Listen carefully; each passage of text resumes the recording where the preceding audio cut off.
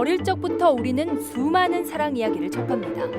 동화 신데렐라에서 왕자는 유리구두를 통해 신데렐라를 찾을 수 있었고, 또 동화 백설공주에서 백설공주는 왕자의 키스로 독에서 풀려납니다. 그리고 오늘도 우리는 스크린에서 보여주는 몇 분의 꿈 같은 사랑을 보기 위해 극장을 찾죠. 이처럼 이 세상의 수많은 사람들은 어디에선가 있을 단 하나의 사랑, 나만의 반쪽을 찾기를 바라고 또 기대합니다.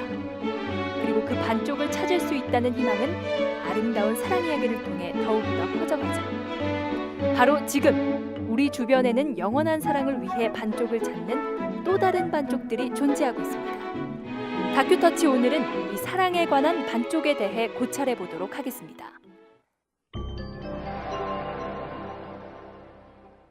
여러분 안녕하세요. 다큐터치의 진행자 조진주입니다. 다큐터치 오늘은 반쪽에 대해 고찰해 보도록 하겠는데요. 여기 동서양을 넘나드는 대표적인 사랑 이야기 로미오와 줄리엣을 한번 보실까요? 이 로미오와 줄리엣 역시 서로에게 서로를 절대 떼어내 생각할 수 없는 불완전한 존재들이죠. 이 두 불완전한 존재들은 결국 서로를 너무 애타게 사랑했던 나머지 죽음을 택하고 맙니다. 마치 원래 하나였던 사과가 반으로 쪼개진 것처럼 서로 하나이길 원하는 사랑의 반쪽. 과연 무엇이 이들을 이토록 서로가 서로를 원하게 만들었을까요? 이 물음에 대한 아주 재미있는 설이 있습니다.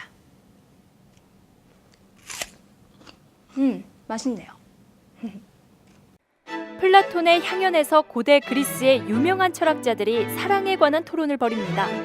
그 토론에서 고대 그리스의 희곡가 아리스토파네스는 이 사람들이 왜 그토록 반쪽을 찾아 헤매고 결국에는 빠져들 수밖에 없는지에 대해 이야기합니다. 신들이 존재하던 오래전, 인간은 지금 같지 않았습니다. 이 옛날 인간들은 등도 옆구리도 둥글었죠. 또 팔넷, 다리넷, 귀도 넷이었고 얼굴 역시 둘이었습니다. 그리고 지금이야 남성과 여성 이렇게 두 가지 성이 있을 뿐이지만 처음에는 세 가지 성이 있었습니다.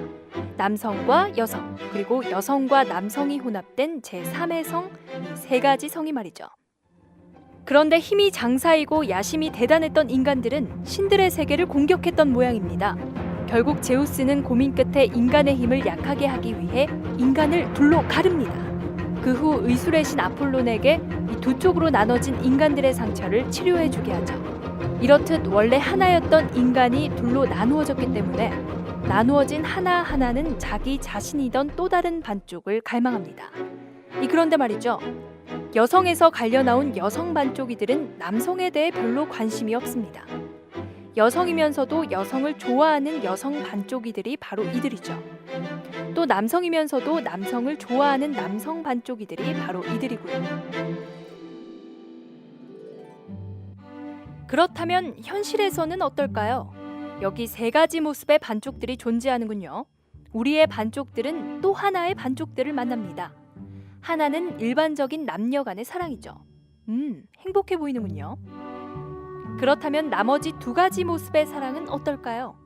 네, 떳떳하게 드러내지 못하고 드러낸다 해도 사람들의 이상한 눈초리를 받아야 합니다.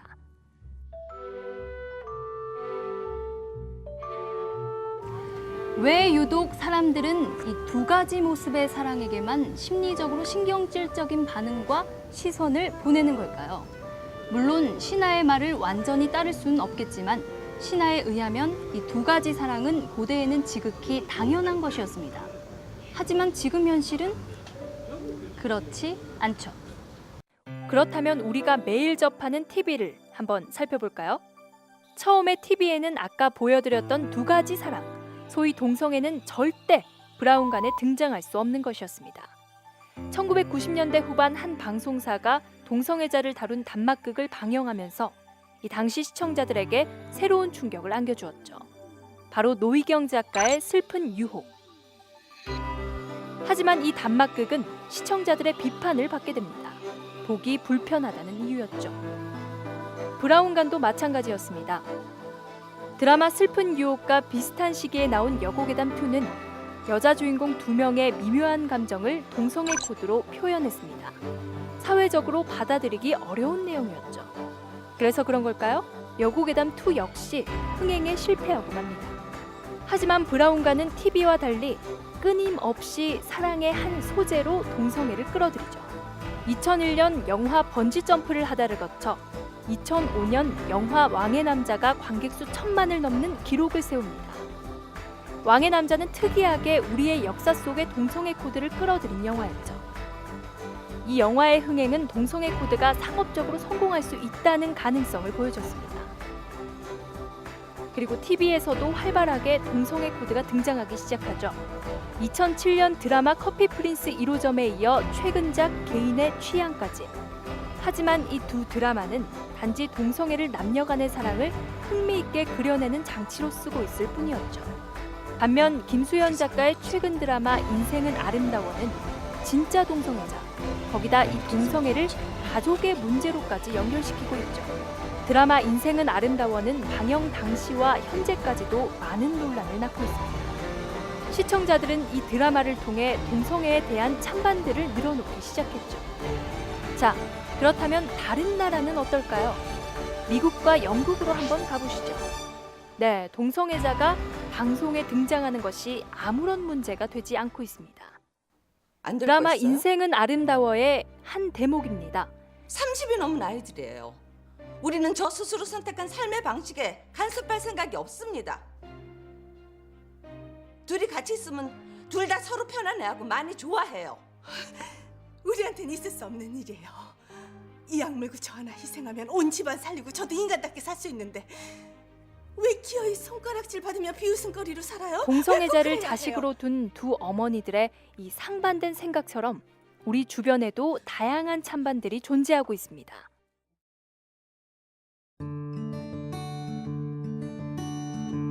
여기 곱슬머리를 가진 사람이 있습니다. 평소 자신의 꼬불거리는 곱슬머리가 마음에 안 들던 이 사람은 미용실에서 5만 원 가까이의 돈을 내고 곱슬머리를 펴죠.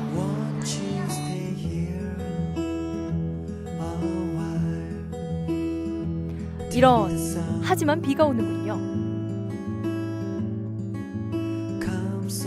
결국 곱슬머리는 원래대로 돌아오고 맙니다.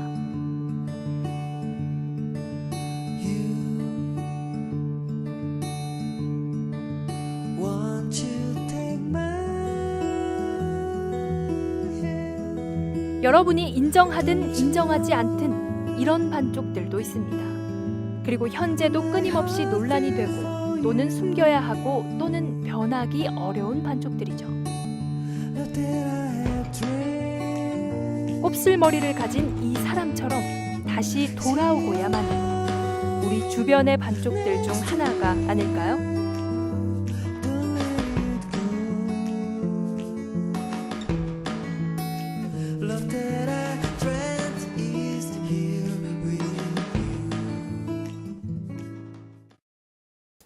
네, 여러분 잘 보셨나요?